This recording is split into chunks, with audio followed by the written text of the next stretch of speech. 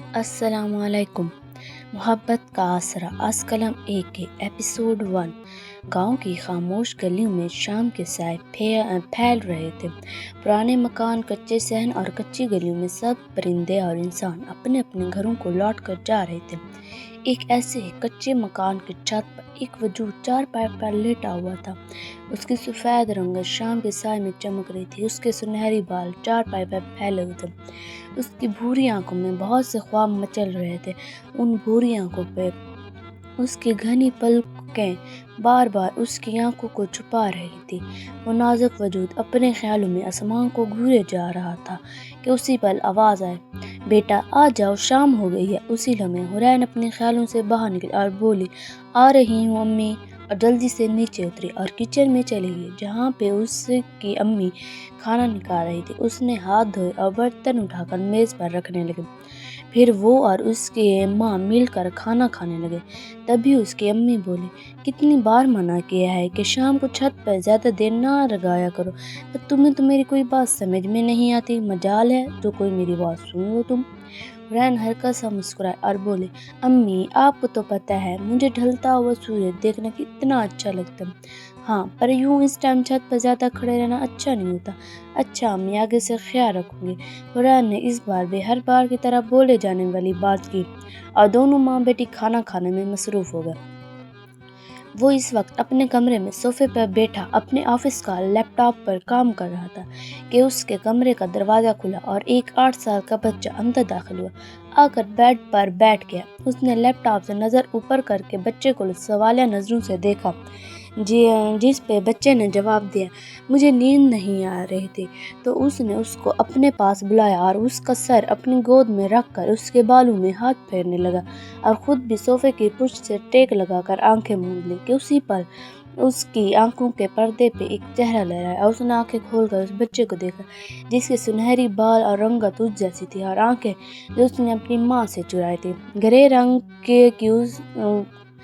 رنگ کی اس نے جب دیکھا کہ وہ سو گیا ہے تو اسے گود میں اٹھا کر اس کے کمرے میں لے گئی جہاں ڈارک بلو پینٹ کیا گیا تھا اور آسمانی نیلے رنگ کے پردے لگے ہوئے تھے، اور ایک سائڈ پر بک رینک، اسٹڈی ٹیبل اور اس پر اسٹیشنری کا سامان رکھا ہوا تھا، اور کمرے کے وسط میں کنگ سائز بیڈ رکھا تھا۔ اس نے اس بچے کو بیڈ پر سلایا۔ وہ بچہ کوئی اور نہیں بلکہ مشہور بزنس ٹائکون ضیاء خانزادہ کا اکلوتا وارث ایان خانزادہ تھا، جس کے پیدا ہونے کے 5 ماہ بعد اس کی ماں اسے چھوڑ کر چلی گئی، جس کے باپ نے اسے ماں باپ دونوں کا پیار دیا، اسے اکیلے پالا۔ وہ بچہ بالکل اپنے باپ کی طرح ذہین اور خوبصورت تھا۔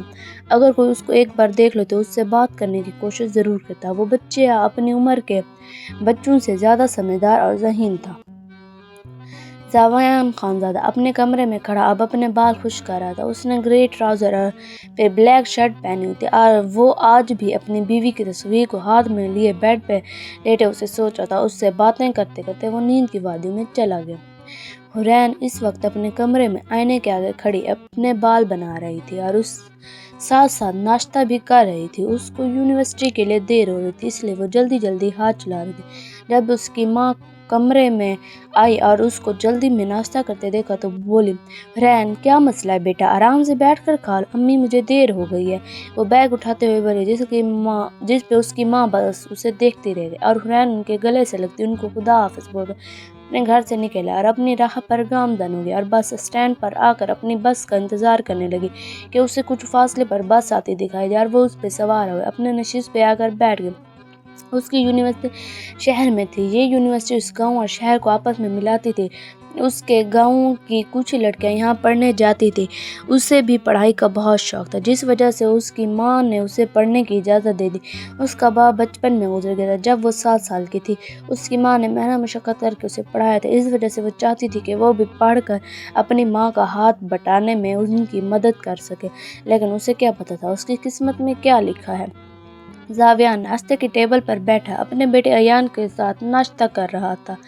ملازمہ ایان کا بیگ سیٹ کر رہی تھی۔ ضیاء خانزادہ نے نیپکن سے منہ پوچھا اور ایان کو چلنے کا بولا۔ دونوں باپ بیٹا گاڑی پہ سوار ہوئے ڈراپ کیا اور خود اپنے آفس کے لیے نکل گیا۔ آفس پہنچ کر زاویان سیدھا اپنے کیبن میں چلا گیا۔ وہاں پر اس کی سیکرٹری آیت نے اسے آج کے شیڈول بتایا۔ سر، آپ کی آج میٹنگ ملک گروپ کے ساتھ 7:30 بجے ہے۔ زاویان نے اپنی کلائی میں پہنی گھڑی پہ وقت دیکھا۔ وہ 7:25 کا ہندسہ بس آ رہی تھی۔ زاویان نے اپنے کوٹ کے بٹن درست کیے اور آیت کو چلنے کا کہا۔ وہ آیت میٹنگ روم کی طرف چلے گئے۔ تقریباً 1 گھنٹے بعد وہ میٹنگ سے فارغ ہوئے آ کر اپنے آفس میں بیٹھ گیا۔ اپنے لیے چائے کا بول کر چیئر کی پشت سے ٹیک لگا لی۔ اس کے آفس کا دروازہ کھلا اور ایک خوبرو نوجوان براؤن پینٹ شرٹ میں اس کے آفس میں داخل ہوا۔ زاویان نے اس کو مخاطبی نظروں سے دیکھ کر اس سے بغلگیر ہوا۔ وہ نوجوان کوئی اور نہیں بلکہ زاویان خانزادہ کا بچپن کا دور اس کا چچا زاد ہارون زاہد تھا۔ وہ دونوں بچپن سے ایک ساتھ تھے۔ ہارون اور زاویان کی دوستی بہت گہری تھی۔ وہ دونوں کزن سے زیادہ بھائی تھے۔ زاویان نے ہارون سے چائے کا پوچھ کر اس کے لیے بھی آرڈر دیا اور دونوں باتوں میں مشغول رہے۔ حورین اپنی دوست عنایہ کے ساتھ اس وقت کینٹین میں بیٹھی برگر کھا رہی تھی۔ عنایہ ایک اچھے گھرانے سے تعلق رکھتی تھی۔ اس کی اور حورین کی دوستی یونیورسٹی میں ہوئی تھی۔ وہ دونوں ہی BS انگلش کے 5ویں سیمسٹر میں تھیں۔ دونوں میں کافی اچھی دوستی تھی۔ وہ دونوں باتیں کر رہی تھیں۔ کچھ اوباش لڑکے دور کھڑے ہو کر ان پر باتیں کرنے لگے۔ اس پر عنایہ کو غصہ آیا اور وہ اٹھ کر ان کی طرف جانے لگی تو حورین نے ڈر کے اس کا ہاتھ تھاما اور اسے روک دیا۔ عنایہ خفا خفاسی حورین کو دیکھنے لگی اور پھر اسے لے کر وہاں سے چلی گئی کیونکہ اب اس کا موڈ خراب ہو گیا تھا۔ حورین کو اسے منانا تھا۔ کیا حورین اپنی ماں کا ساتھ دے پائے گی یا اس کی قسمت میں کچھ اور لکھا ہے؟ Like, share and follow my channel. Thanks for watching.